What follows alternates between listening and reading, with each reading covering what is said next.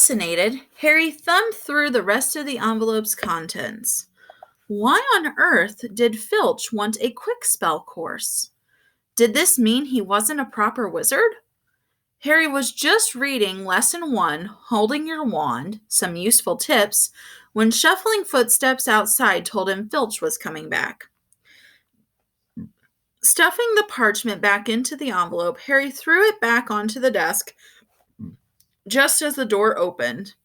Filch was looking triumphant.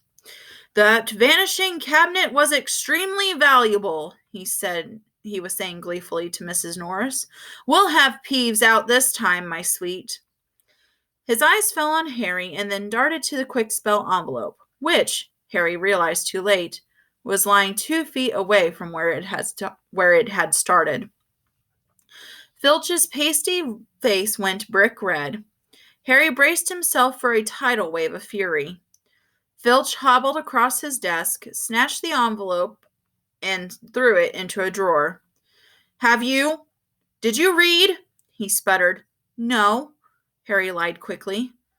Filch's knobbly knees were twisting together. "If I thought you'd read my private, not that it's mine, for a friend, be that as it may. However," Harry was staring at him, alarmed.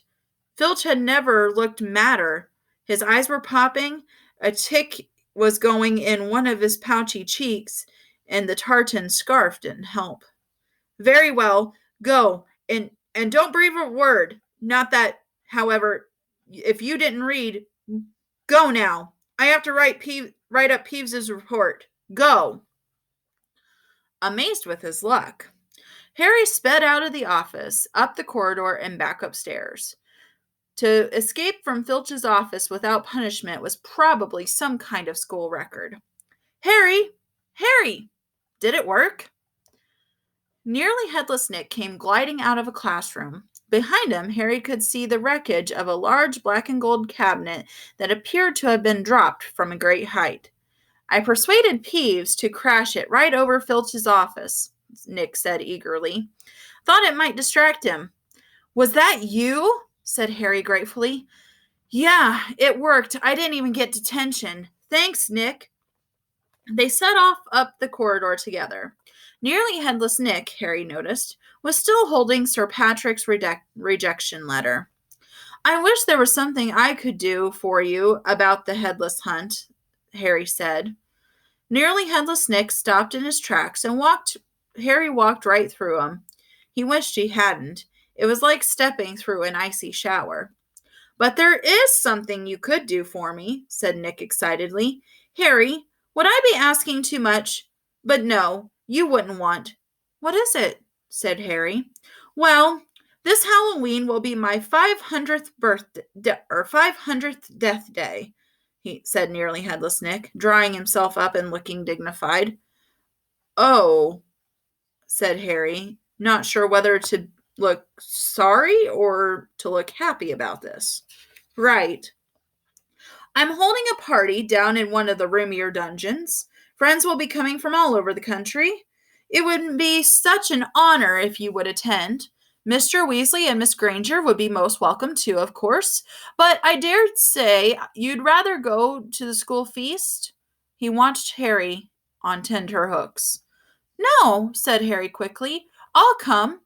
My dear boy, Harry Potter at my Deathday Party. And," he hesitated, looking excited, "do you think you could possibly mention to Sir Patrick how very frightening and impressive you find me?" Of course," said Harry. Nearly Headless Nick beamed at him. "A Deathday Party?" said Hermione keenly, when Harry had changed at last and joined her and Ron in the common room. "I bet there aren't many living people who can say they've been to one of those. It'll be fascinating." "Why would anyone want to celebrate the day that they died?" said Ron, who was halfway through his potions homework and grumpy. "Sounds dead depressing to me." Rain was still lashing the windows, which were now inky black, but inside looked bright and cheerful. The firelight glowed over the countless squashy armchairs where people sat reading, talking, doing their homework, or, in the case of Fred and George Weasley, trying to find out what would happen if you fed a filibuster firework to a salamander. Fred had rescued the brilliant orange fire-dwelling lizard from a care of magical creatures class and it was now smoldering gently on the table, surrounded by knots of curious people. Harry was at the point of telling Ron and Hermione about Filch and the Quickspell course when the salamander suddenly whizzed into the air, emitting loud sparks and bangs as it whirled wildly around the room. The sight of Percy bellowing himself hoarse at Fred and George, the spectacular display of tangerine stars showering from the salamander's mouth, and its escape into the fire, with accompanying explosions, drove both Filch and the Quickspell envelope from Harry's mind. By the time Halloween arrived, Harry was regretting his rash promise to go to the Deathday Party. The rest of the school was happily anticipating their Halloween feast. The Great Hall had been decorated with the usual live bats. Hagrid's vast pumpkins had been carved into lanterns large enough for three men to sit in, and there were rumors that Dumbledore had booked a troupe of dancing skeletons for entertainment. A promise is a promise. A promise is a promise, Hermione reminded Harry bossily. You said you'd go to the Deathday Party.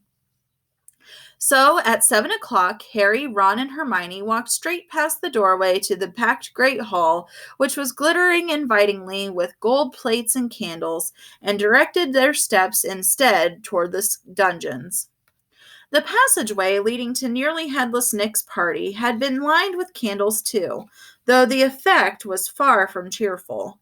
These were long, thin, jet-black tapers, all burning bright blue, casting a dim, ghostly light over their own living faces. The temperature dropped with every step they took. Harry shivered and threw his robes tightly around him. He heard what sounded like 1,000 fingernails scraping on an enormous chalk blackboard. Is that supposed to be music? Ron whispered. They turned a corner and saw Nearly Headless Nick standing at a doorway hung with black velvet drapes. My dear friends, he said mournfully, welcome, welcome. So pleased you could come. He swept off his plumed hat and bowed them inside. It was an incredible sight. The dungeon was full of hundreds of pearly white translucent people, mostly drifting around a crowded dance floor, waltzing to a dreadful, quavering sound of 30 musical saws played by an orchestra on a raised, black-draped platform.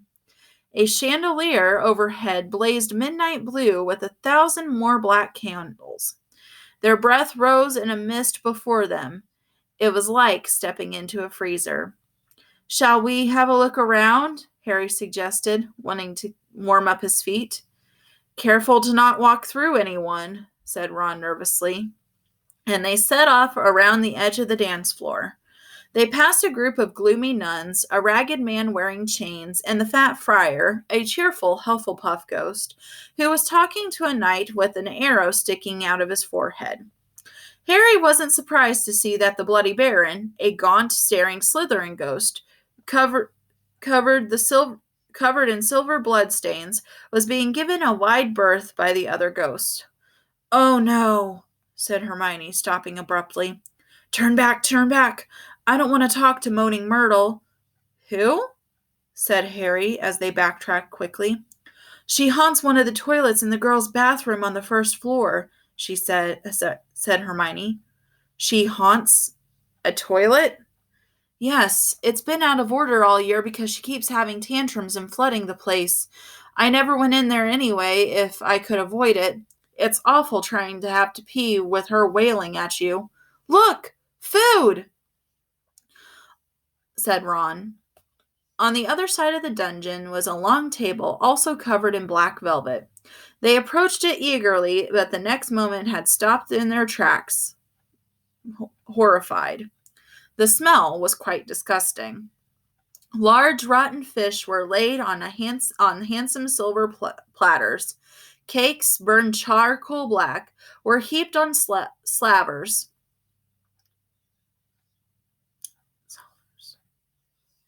Salvers, I think. There was a great maggoty haggis, a slab of cheese covered in furry green mold, and, in pride of place, an enormous gray cake in the shape of a tombstone with tar-like icing forming the words, Sir Nicholas de Mimsey Porpington, died 31st October, 1492. Harry watched, amazed, as a portly ghost approached the table, crouched low, and walked through it, his mouth held wide as it passed through one of the stinking salmon. "Can you taste it if you walk through it?" Harry asked him. "Almost," said the ghost sadly, and he drifted away. "I expect they've let it rot to give it a stronger flavor," said Hermione knowledgeably, pinching her nose and leaning leaning closer to look at the putrid haggis. "Can we move?" "I feel sick," said Ron. They had barely turned around, however, when a little man swooped suddenly from under the table and came to a halt in midair before them.